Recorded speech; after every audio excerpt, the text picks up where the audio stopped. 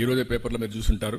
Petrochemical complex Ramayapatnam, highest capital investment, అతి పెద్ద refinery రామాయపట్నంలో 96,800 కోట్లతో రిఫైనరీ వస్తా ఉంది బీపీసీఎల్. అది పెట్టగానే వెళ్తే పెట్రోకెమికల్ కాంప్లెక్స్కి వెళ్తే ఇంకొంచెం పెరగచ్చు, ఏదైనా కొలాబరేషన్స్ అవన్నీ వస్తాయి.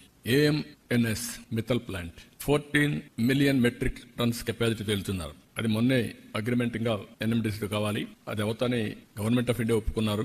రా మెటీరియల్ ఇస్తే ఇమీడియట్ గా స్టార్ట్ చేస్తారు. 1,35,000 కోట్ల రూపాయలతో థర్డ్ అనుకున్నారు, ఒక ఫేజ్ 2 ఫేజ్ సమరిగా. ఎల్జీ ఎలక్ట్రానిక్స్ ఒక 5,000తో పెడుతున్నారు. ఎనర్జీలో మేజర్ గా ఒక 2 ప్రాజెక్ట్స్ ఇప్పుడే స్టార్ట్ అయినాయి. 1,87,000 కోట్లతో NTPC generation company joint venture 50-50 ఒకటి స్టార్ట్ అవుతుంది.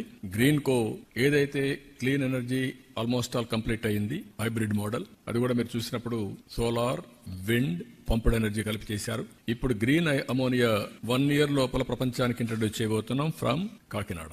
నాగార్జున ఫెర్టిలైజర్స్ ప్లాంట్ తీసుకొని వాళ్ళు వర్క్ స్టార్ట్ చేస్తారు. 1 year లో ఫైనలైజ్ చేస్తారు. 1 year లో ఫస్ట్ టైం అందరూ మాట్లాడుతున్నారు ప్రపంచం అంతా, మనం రిజల్ట్స్ చూపిపోతున్నాం. ఆ ప్లాంట్ లో కూడా పెట్రోనాస్ ప్లస్ గ్రీన్ కో ఇద్దరు కలిసి జాయింట్ వెంచర్ వెళ్తున్నారు. మార్కెట్ కూడా టైప్ చేసుకుంటున్నారు. They are going ahead. అదే మరిగా రిలయన్స్ దగ్గర ఒక 65,000 కోట్లు పెట్టి బయోఫ్యూయల్ పెద్ద ఎత్తున వెళ్తున్నారు. 500 యూనిట్లు పెట్టబోతున్నారు. అవి కూడా వర్క్ స్టార్ట్ అవుతుంది.